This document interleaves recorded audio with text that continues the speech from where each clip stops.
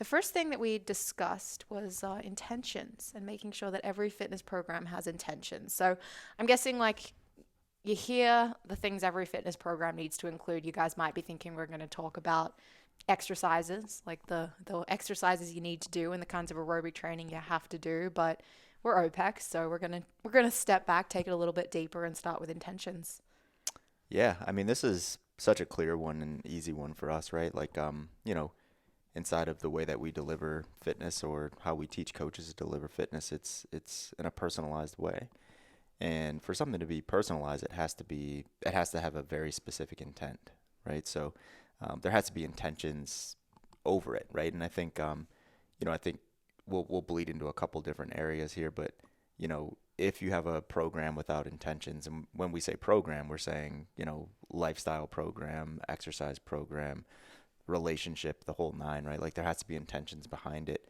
And, I think we can all think back to when, like a moment in time where we've done fitness without intentions, without aligned intentions. And that doesn't have to be like someone was programming for you or coaching you. It was like you were just going into the gym aimlessly without any intentions behind it. And you see it a lot like in let's just say in the market where it's like it's January 1st, so I'm going to start exercising. And it's like what are the intentions behind it? It's like the intentions are it's January 1st, right? So it's like February 1st comes around and it's no longer January 1st and compliance goes down and, memberships start going away and all of that stuff. So an example that I think a lot of people can understand because I think we've all known someone that is like, hey, I'm going to start working out. And there was no real reason behind it. Usually it's, oh, I just want to be in better shape. I want to lose some weight, blah, blah, blah. But over days and weeks and months, those intentions are malaligned. So they just stop doing it. So yeah, I think every fitness program needs to start with, let's not even get into like the correct intentions, but there has to be an intention behind doing that thing, or you're just not going to continue to do it. Yeah, I mean, I'm listening to you talk right now, Carl, and I'm thinking back. I've been writing exercise programs for myself since I was like this tall, right? I always did it, even as a kid.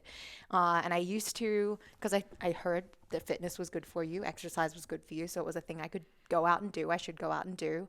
And I remember like writing myself like workouts of like running around the oval. I'd walk down to the park by myself, run around the oval, like do some sit ups and push ups, and like really didn't enjoy it, honestly. And would do that for a week and then just totally stop. Hmm. And again, it was just a good example of, to me, fitness having no intention behind it.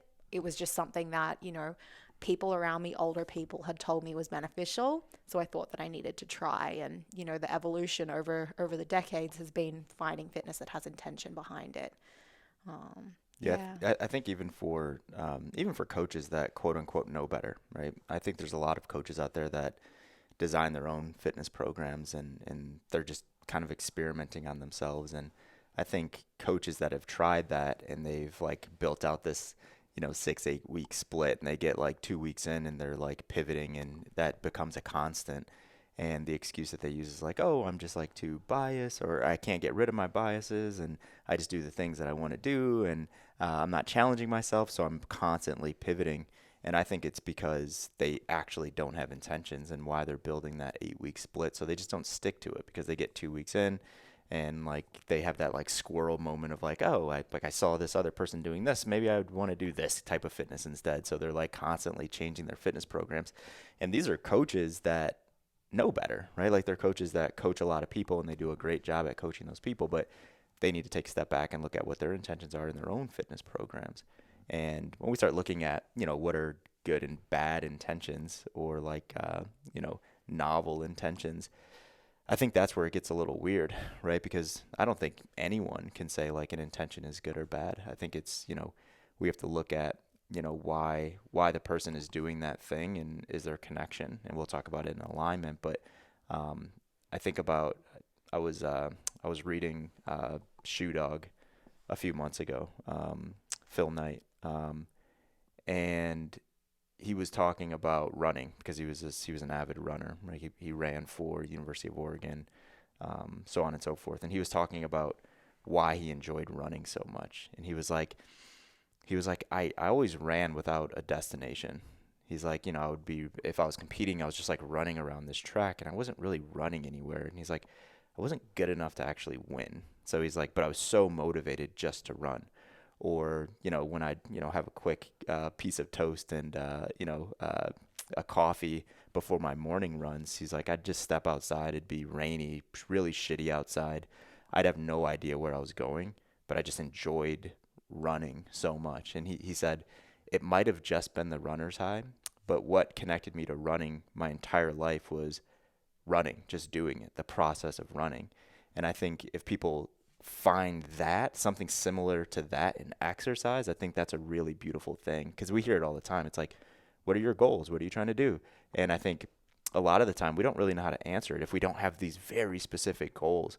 But I think for a lot of us, and I think you and I kind of fall into this piece, it's like I just like to exercise because I like to exercise. It just feels really good.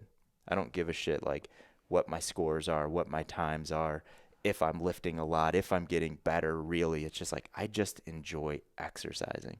So I think and that might be that might be higher order intentions in exercise, but I think that's what we should all be working toward. I think that's it, right? Like we should just want to do fitness and exercise and live a healthy life because it feels good. That's it. Yeah, it's that whole enjoying the process piece, right? That Mhm. that you always hear people coming back to, and it can connect to any like end goal as well. Like whether someone does have the intention of competing in a sport or training for health, they can still enjoy the process and enjoy the feeling of being in the gym and trying out exercises and different styles of aerobic training and be more bought into it, not just because they're working out for their long term health or to step on the court and play a sport, but because they're in there enjoying that experimentation. Yeah, I think a lot of people that are doing it for a living, or are doing it at such a high level of competition, I think a lot of those people don't enjoy the process, and I think that's actually okay. There's a Yeah. lot of pressure that comes along with that. There's a lot of pressure, you know, when you warm up to hit your A, there's a lot of pressure in each one of those pieces and there's a lot of psychological pieces that go into that as well. It's like, if you and I, you know, have back squat A and we're like, oh, we want to be at about 85% today and we can't touch 75%, we just move on, right? But if our lives and jobs and financial stability were on the line and we couldn't get to 85%, not I think, I know that would affect us a lot differently, right? So the enjoying the process piece for someone that's doing it to win and for points, I don't think we should. I think from a coach's standpoint, I think coaches always tell their athletes like, "Hey, you just got to enjoy the process, but you gotta be empathetic to what's on the line for these people." It's like they may not enjoy the process, right? Like the whole moniker of like blood, sweat, and tears, that's a real thing for people, right? It's like they do not like what they have to do to win, but they like the feeling of winning so much that they're going to do that thing. So even the enjoying the process thing, I think we have to open our eyes to like that's not even reality for a lot of people that are doing it at a very high level. Yeah, it's a really interesting consideration, especially as someone who hasn't trained at a high level before thinking about that. And it looks like a glamorous lifestyle and like such an, exciting, sexy thing to compete in sport from the outside. But the reality is sometimes you just got to suck it up and do things you don't want to Yeah, it in was that a world. yeah, it was a refreshing. I think we talked about this before, but it was a really refreshing moment in my life when I knew that I wasn't training for money anymore. Like when I was playing football, and it was like I always loved exercising. I always loved working out. I always loved pushing myself and trying to get better, but it was like a 1,000,000 pound weight off of my shoulders when I went into the gym. Like when I was done with that and I went into the gym the very next day, and I was like, this just feels different, right? Like this feels different. Like there's nothing on the line. I can actually just have fun and enjoy myself. Whereas before it was always like there was always this thing that was in my brain where it's like, okay, today I'm doing this and the outcome that I need this to affect down the road is that.